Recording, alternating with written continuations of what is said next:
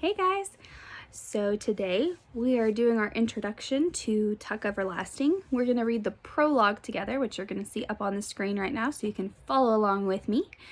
I really do love this book. I know I always tell y'all that, but this one is a really great book. It's got suspense, it's got a little bit of action, a little bit of romance for you girls out there. I know the boys are not going to be interested in that part, but I promise you will all love it. It's a great book. We're going to be working through this together. I really think that if you'll give it a chance, and that if you make sure you follow along with where I'm at, don't skip ahead. I know it's going to be tempting at parts, but don't do it. Stay where I'm at, and I promise you, you'll love this book as well. Okay? So, first question I want to ask you before we start reading is, what do you think it would be like to live forever? So think about that for a second. Are there good sides to that? Are there bad sides to that? What are there consequences? Would there be consequences for that action? We've always talked about, there's a consequence for every action. So if I lived forever, what would be the consequence, good or bad, for it? So think about that for a second. Say it out loud to someone near you. Say it to your dog. Write the answer down. But I really want you to think about that, because it's really going to help you as we're reading through this book to be thinking about that question, and it's going to help you make some connections with some of the characters. Now, before we get started reading, there's a couple other things I want you to think about. So we're going to read this prologue. It says the author describes 3 things that happen on one day and then come together in a strange way. What are those 3 things? So 3 things that we're going to read about today. And then finally it says describe the setting of the story so far. Include what you know about the time and the place. So as we're reading this today, it's going to talk especially a lot about the time that this is taking place, what time of the year. So please don't tell me day, don't tell me night. I want you to think about what time of year is this story taking place during, because that's, again, another really important aspect to this book, okay? So these are questions that you're going to answer in Seesaw later on. This is kind of our trial run to make sure that this is going to work, okay? If it doesn't work, make sure that you let me know in one of our Zoom meetings, or have your mom or you call me, and then we can figure out what to do from there, okay? Because starting next week, you're going to have to answer questions in there, okay? So this is a trial run to make sure this is going to work for y'all and for me too, okay? So let's get started reading. It says the first week of August hangs at the very top of summer, the top of the live-long year, like the highest seat of a Ferris wheel when it pauses in its turning. The weeks that come before are only a climb from balmy spring, and those that follow a drop to the chill of autumn. But the first week of August is motionless and hot. It is curiously silent, too, with blank white dawns and glaring noons and sunsets smeared with too much color. Often at night, there's lightning, but it quivers all alone. There's no thunder, no relieving rain. These are strange and breathless days, the dog days when people are led to do things they are sure to be sorry for after. So to me, when I read that last line, it immediately gives me that feeling, okay, something is going to go wrong. It's foreshadowing something is going to happen, that someone's going to do something that's going to lead to other events that's going to make them sorry, okay? So again, this prologue really gets you started on what's going to happen, who's going to do what.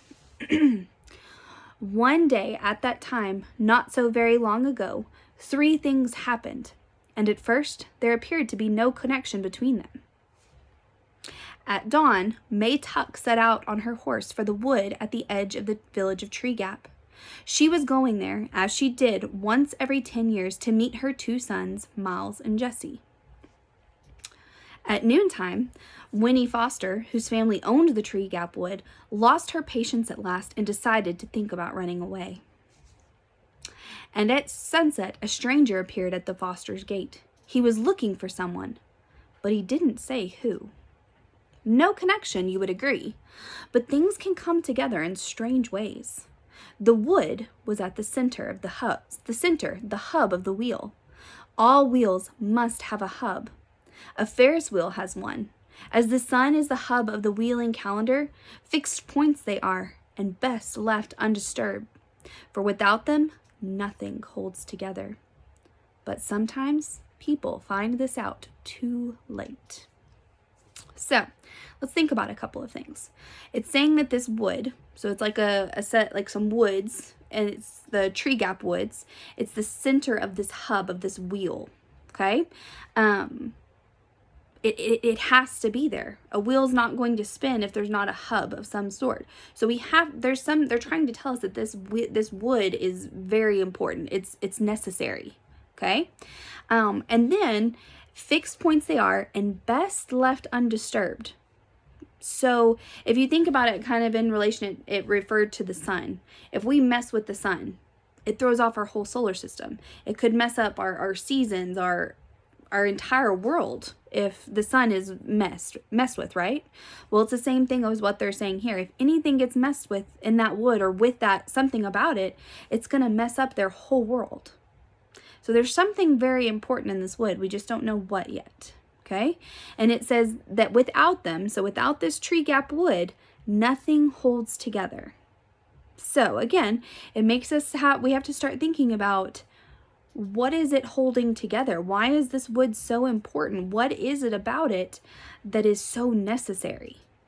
Okay, so just a couple of things to think about. Again, it's leading up. It's giving us some foreshadowing of what's to come. Okay, we know that someone's going to do something that they're going to be sorry for, and we know, just based off of that statement, it's probably going to have something to do with the tree gap wood, that someone's going to mess with it. Maybe something is going to happen.